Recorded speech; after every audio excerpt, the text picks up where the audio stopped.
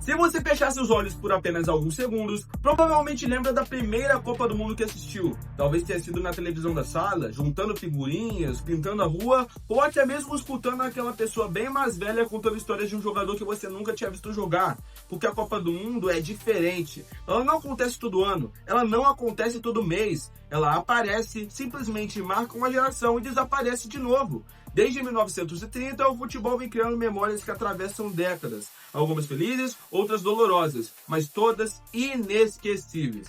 Ao longo dessa série, nós viajamos por praticamente um século inteirinho de história. Vimos o nascimento da maior competição do planeta, vimos seleções dominarem o mundo, vimos impérios surgirem e caírem, vimos heróis e vilões, vimos injustiças, vimos milagres, vimos títulos improváveis e também vimos derrotas que parecem doer até os dias de hoje. Passamos pela genialidade de Pelé, pela liderança de Beckenbauer, pelo brilho de Maradona, pela magia de Ronaldinho Gaúcho, pela obsessão de Cristiano Ronaldo, pela genialidade de Messi e por centenas de jogadores que transformaram uma simples bola em algo muito maior. Porque uma Copa do Mundo nunca é apenas futebol. Ela é um retrato de uma época. Você lembra onde estavam, com quem assistiu, o que sentiu, o que sonhou e até mesmo o que perdeu.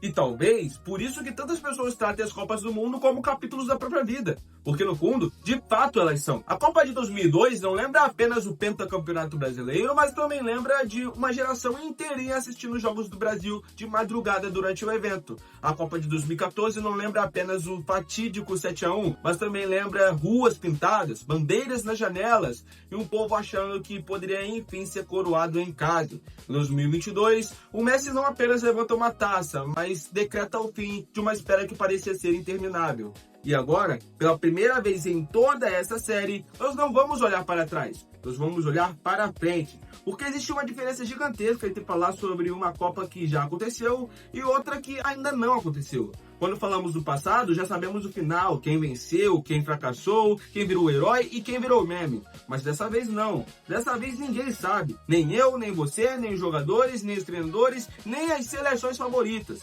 Pela primeira vez, estamos diante de uma página completamente em branco. E talvez, por justamente isso, a Copa de 2026 seja tão fascinante. Porque ela promete ser diferente de todas as outras. Maior, mais longa, mais imprevisível, mais difícil e talvez a mais importante para o futuro do futebol.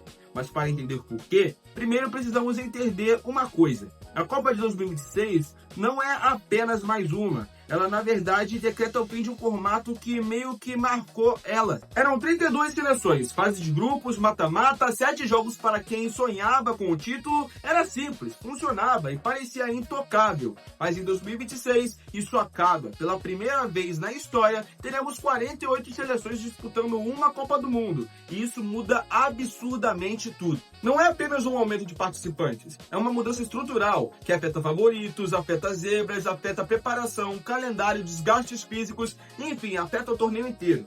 E de repente, seleções que antes ficavam de fora terão uma chance. Países que jamais sonharam em disputar uma Copa agora podem aparecer. Novas histórias serão criadas, novos heróis podem surgir.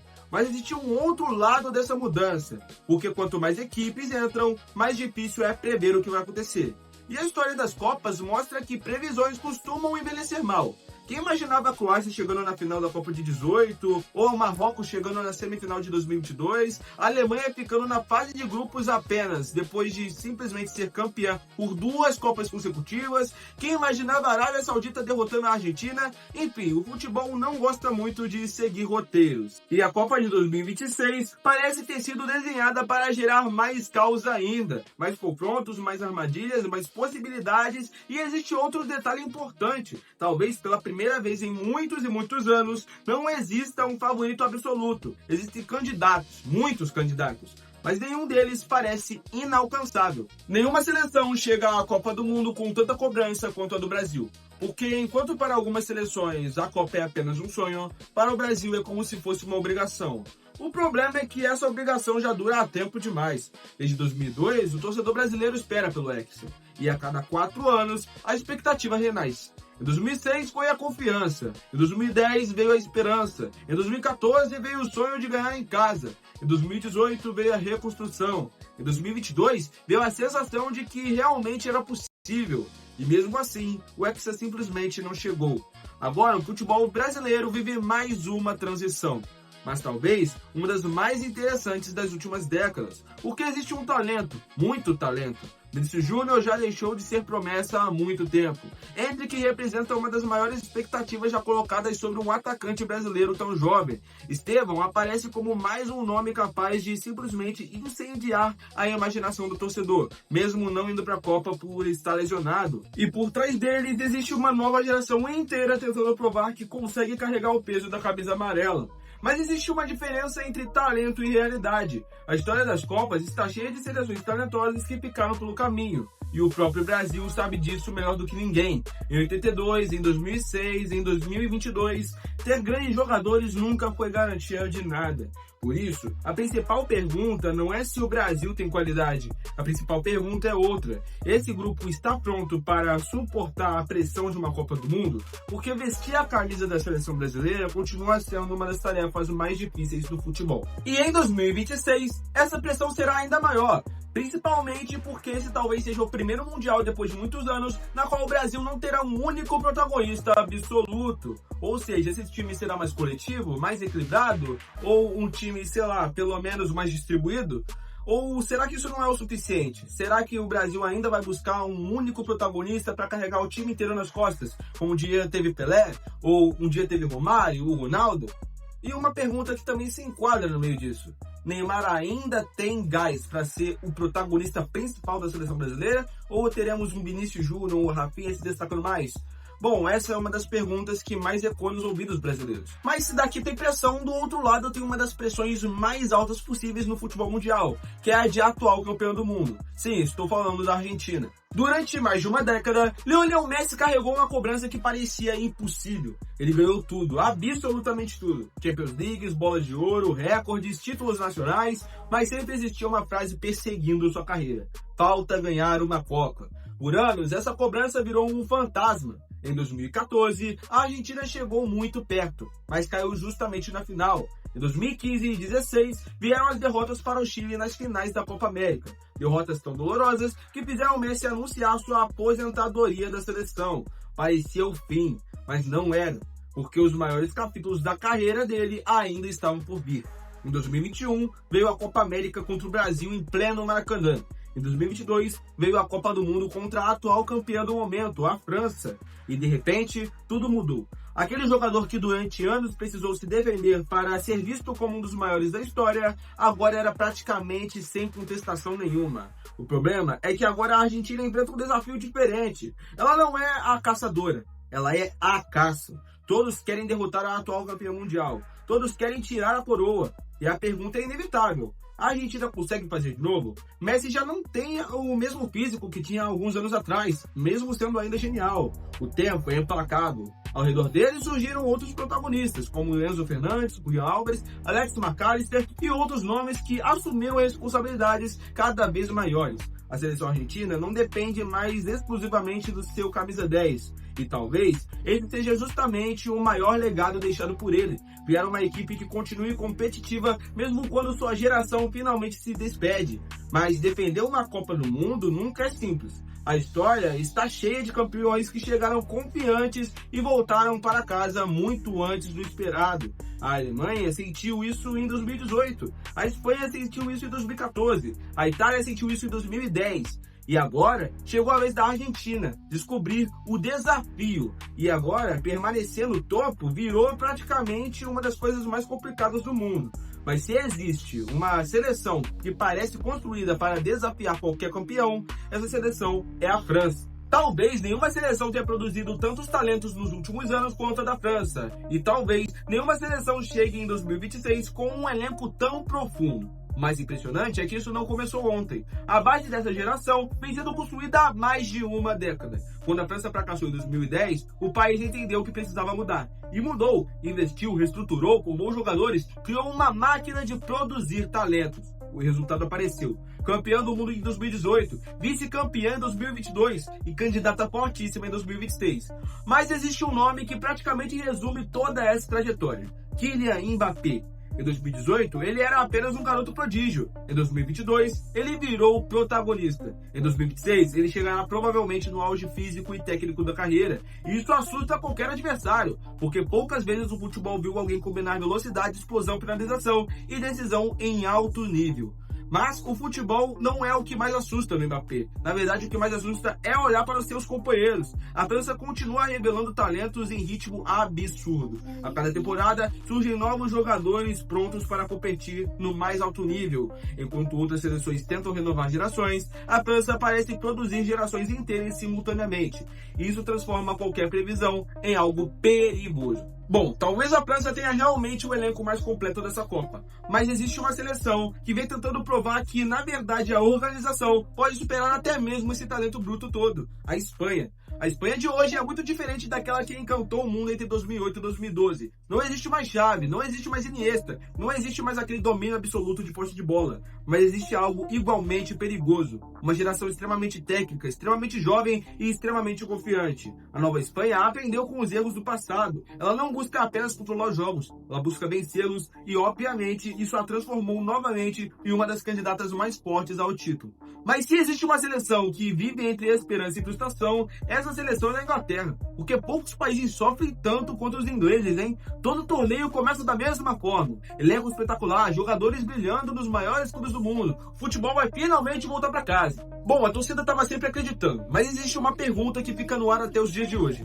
Será que enfim vai? Bom, nos últimos anos a Inglaterra chegou muito perto mesmo de uma coroação com um título relevante. Inclusive, nas últimas 2 Eurocopas, eles foram vice, pelo menos chegaram na final. Vices para a Itália de Jorginho e companhia e vices para a Espanha de cheio de craques, né? Nico Williams, Yamal, mas ainda procura aquele passe final que a separa dos campeões. Em 2026, isso pode representar mais uma oportunidade, talvez a última de alguns jogadores que carregaram essa geração há anos. Porém, vai ser mais difícil em teoria, já que o Tuchel arriscou muito na convocação, deixando de fora algumas pessoas, né, importantes da equipe, justamente para ter um comando melhor do vestiário. Não sei se isso vai dar certo, mas enfim, como não é pro Brasil, eu não vou nem reclamar, tomara que eles se lasquem. Mas existe outra seleção que merece atenção especial, uma seleção que talvez carregue a maior carga emocional de toda a Copa: Portugal.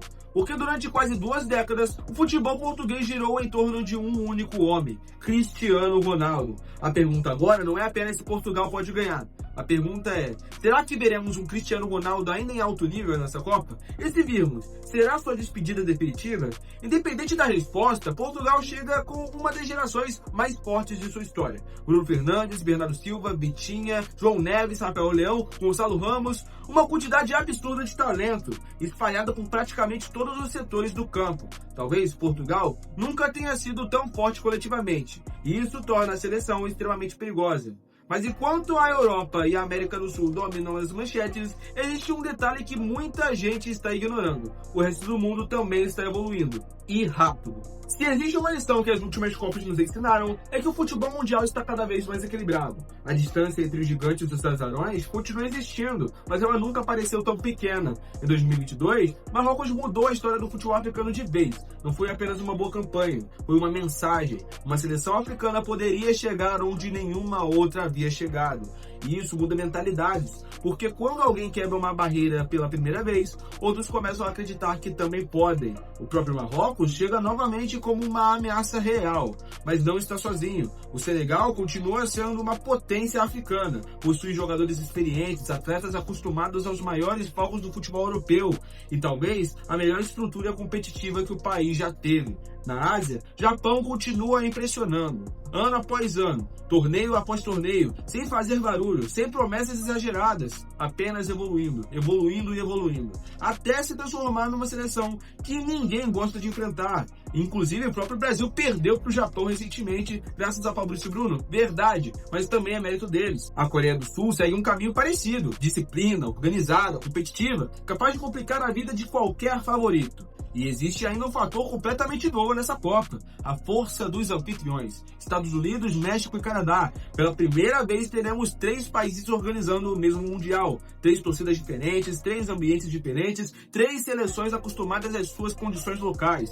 Talvez nenhuma delas seja favorita, certamente não são ao título, mas todas têm potencial para transformar jogos aparentemente simples em verdadeiros pesadelos, porque jogar numa Copa do Mundo em casa sempre muda alguma coisa, e justamente quando parece impossível prever quem vai surpreender, aparece outro elemento capaz de deixar tudo ainda mais imprevisível: os confrontos, os jogos que podem definir o destino da Copa do Mundo, muito antes da final, e alguns deles têm potencial para parar o planeta inteiro.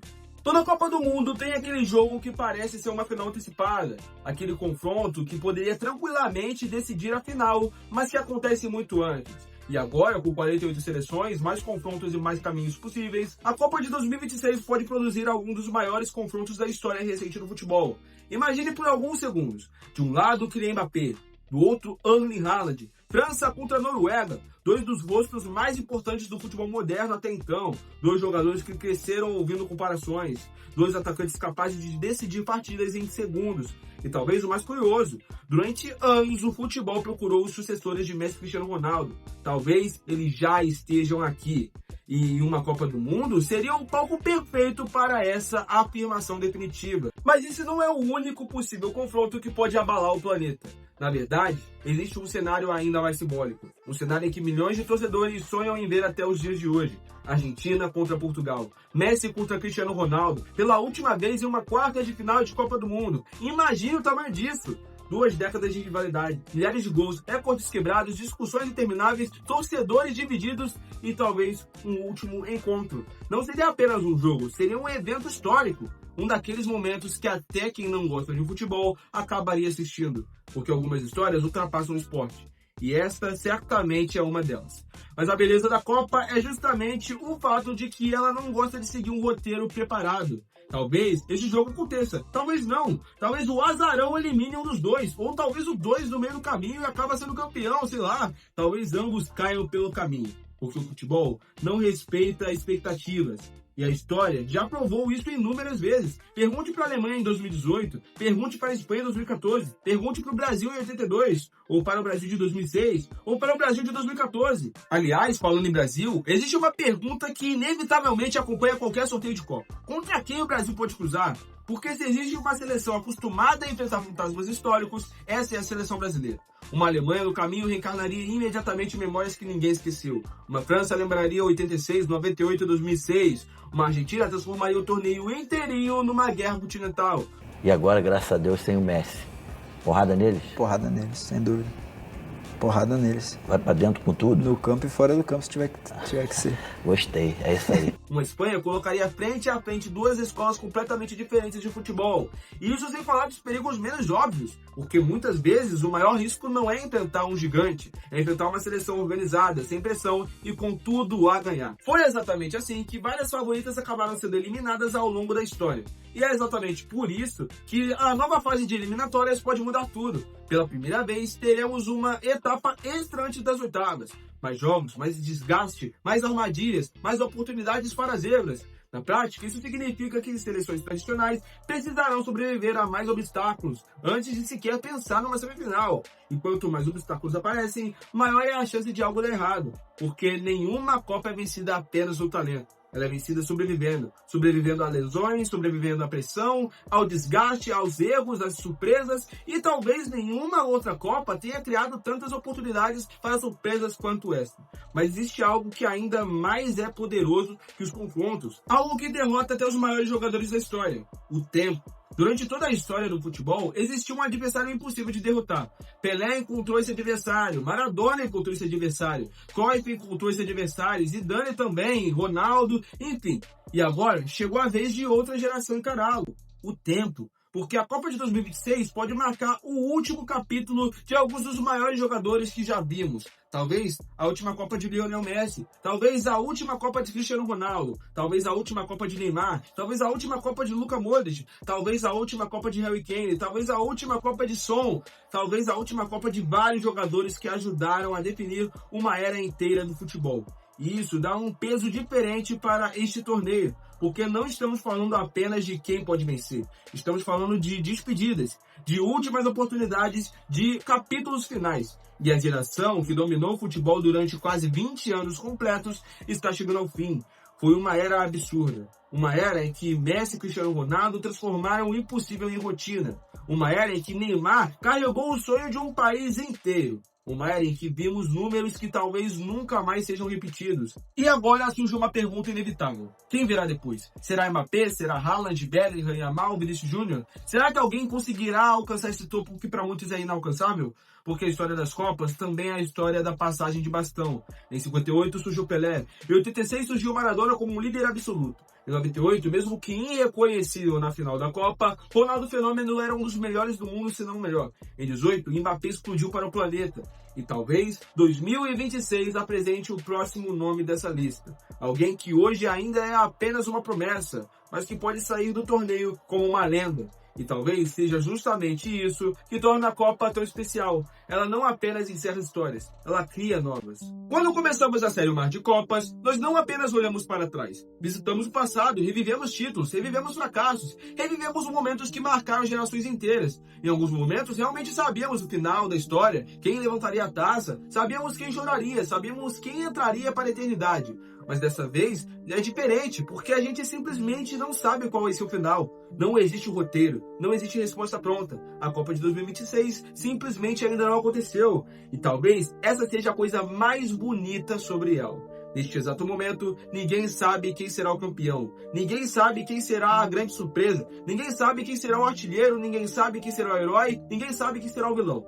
Talvez o Brasil finalmente conquiste o Hexa. Talvez a Argentina repita o feito. Talvez a França volte no topo. Talvez uma seleção nada a ver mude a história para sempre.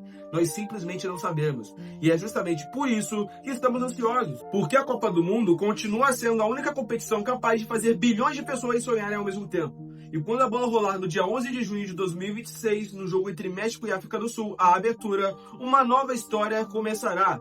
Uma história que ainda não foi escrita. Uma história que daqui a alguns anos será lembrada como nostalgia. Assim como lembramos de 2002, de 2014 e de 2022. Mas por enquanto, ela é apenas uma página em branco. E talvez seja exatamente isso que a torne tão fascinante. O Mar de Copas termina por aqui. Mas a próxima Copa está apenas começando.